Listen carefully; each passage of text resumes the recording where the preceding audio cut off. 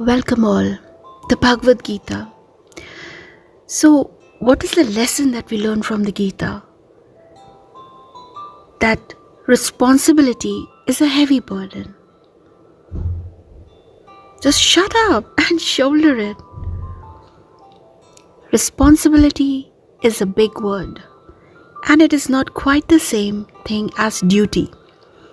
Duty is an obligation, something that you have to do, which you could be punished for not doing.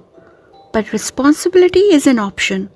There is no rule that says you have to take it, and no one can punish you for not taking it. But according to the Gita and according to any good person's code of living, your responsibility, however unpleasant it may be, is just as sacred as your duty. For example, as a student, doing your lessons is your duty. Being respectful to your teachers is your duty. Getting to school on time is your duty.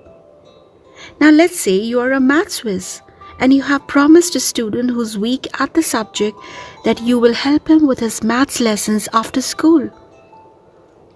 Keeping your promise becomes your responsibility. As a member of the school community, making sure you intervene when a classmate is bullying someone else, even if the bully is your closest friend, is your responsibility.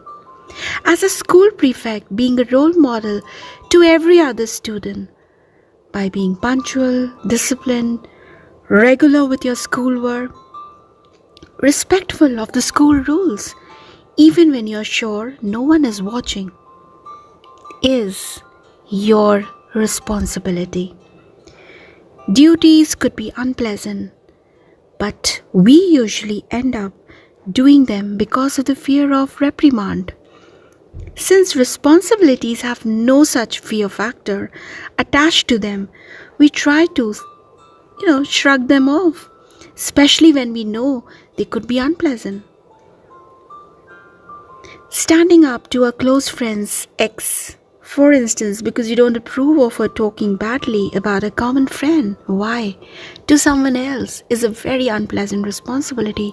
So we reject it. Then, because we feel guilty about not doing what we know was right, we find 100 reasons to excuse ourselves. It's not my problem. Oh, that's between X and Y. So who am I to interfere? I don't want to make a fuss. I don't want to hurt X. X is too important to me. I can't risk losing her by bringing this up. Now that I know that X is like, I'm going to hang out with her much less. I'm sure she'll get the message. The trouble with these excuses is that is exactly what they are. Excuses. The trouble is that you slowly begin to believe that they are the truth. The trouble is that letting yourself off the hook for responsibilities that you should have fulfilled but didn't becomes a habit. The trouble that is not my problem could end up becoming your motto for life. And that would be a shame. You wouldn't want to grow up into that adult who saw someone bleeding on the side of the road after an accident but sped away because she told herself, "It's not my problem." You would not want to become the business baron who knew that one of his best customers was employing children in his factories but overlooked it because he told himself, "It's not my problem." You would not want to be the homemaker he knew that her cook was having a hard time with her alcoholic husband at home, but still expected her to turn up exactly on time each day because what happens in her house is not my problem. Of course, in the Mahabharata, Arjun is in a far tougher situation than most of us will ever be.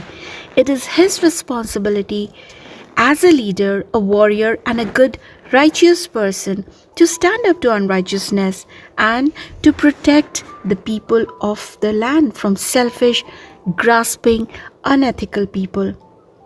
But he will have to kill his closest family to achieve that. But responsibilities, according to the Gita, are sacred. And that's why Krishna will not let Arjun escape his terrible responsibility. And that's why Arjun continues to listen to what his friend is saying, even though he does not like what he hears, because in his heart he knows, as do we, that Krishna is right. Thank you for listening. Do subscribe and share.